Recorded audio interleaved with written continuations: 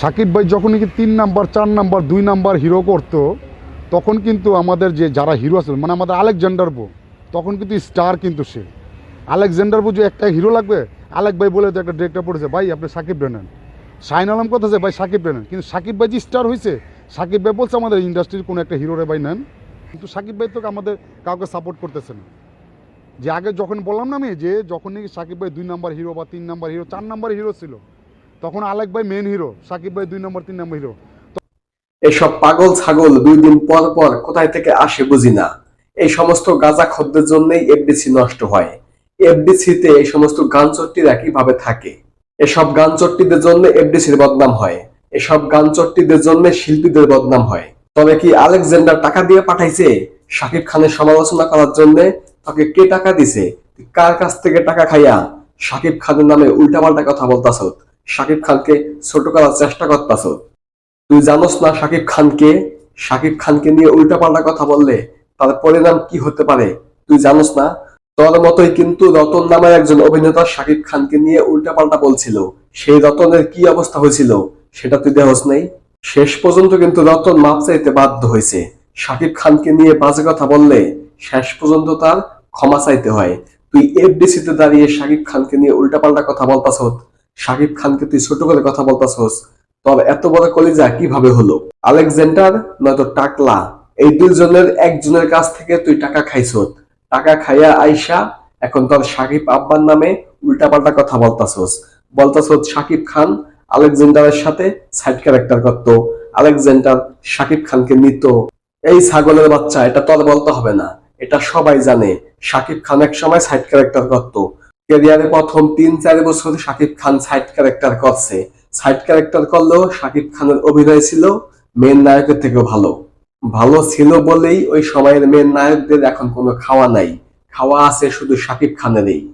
একবার ভাইবা দেখ সাকিব খান কতটা মেধাবী, সাকিব খান কত ভালো মানের নায়ক। তোর আলেকজান্ডার আব্বার সাথে সাকিব খান সাইড ক্যারেক্টার করত। তোর সেই আলেকজান্ডার আজকে কোথায়? সাকিব খান কোথায়? সাকিব খানের সিনেমার কমেডিয়ান হওয়ার যোগ্যতা তোর আলেকজান্ডার এখন রাখে না। সাকিব খানের সিনেমায় ছোট্ট একটা ক্যারেক্টার পেতে হলেও তাকে এখন অনেক যোগ্যমান হতে হয়। তোর আলেকজান্ডারের কোনো যোগ্যতাই নাই এখন সাকিব খানের সিনেমায় অভিনয় করার। যে কোনো ক্যারেক্টারে, যে কোনো চরিত্র, সাকিব খানের সিনেমার একেবারে ছোট ক্যারেক্টারটা করার যোগ্যতাও তোর আলেকজান্ডারের এখন নাই। আবার বলতাছ সাকিব খান এফডিসির কাউকে নেয় না, কলকাতা থেকে নেয়, এমুক জায়গা থেকে নেয়, অমুক জায়গা থেকে নেয়। এই গানচট্টির বাচ্চারা তোদেরকে কেন নেবে? তোরা কি সাকিব খানের সাথে ভালো ব্যবহার করছ? 2017 সালে কি একটা কাজ করছিলি তোরা? 2017 সালে সাকিব খানের উপর তোরা যেভাবে হামলা চালাইছ, সাকিব খান কি সেটা ভুলে গেছে? তারপরে যে ক্যামেরা সামনে পাইলে, মাউথ সামনে পাইলে যে যার মতো করে সাকিব খানকে নিয়ে উল্টাপাল্টা বক্তব্য দেয়। সাকিব খান কি কখনো কাউকে কিছু বলেছে? সাকিব খান কি কখনো তোদেরকে কিছু বলেছে যে আমাকে নিয়ে এসব উল্টাপাল্টা কথা তোমরা কেন বলো? সাকিব খান মুখে কিছুই বলে না। সাকিব খান চুপচাপ মারে। সাকিব খান এখন এফডিসিতে আসে না। সাকিব খান এখন তোদেরকে গলায় ধরে না। এটাই তোদের সবচেয়ে বড় শাস্তি। সাকিব খান এখন আসে না এফডিসিতে, এটাই এফডিসির শাস্তি। সাকিব খান এখন যেটা করতেছে এটাই একদম ঠিক। আমরা চাই না এফডিসির কোনো ফালতু লোককে সাকিব খানের সিনেমায় চান্স দেখ। কারণ এফডিসিতে বর্তমানে যারা আছে তারা সাকিব খানের সিনেমায় থাকার মতো যোগ্যতা তাদের নাই। আর যদি যোগ্যতা থেকেও থাকে তারপরেও সাকিব খান তাদের কাউকে নেবে না, কারণ তারা সবাই সাকিব খানকে কম বেশি অপমান করেছে। তো আজে বাজে ফালতু কথা বলার আগে চিন্তা করবি কার বিরুদ্ধে বলতাছ।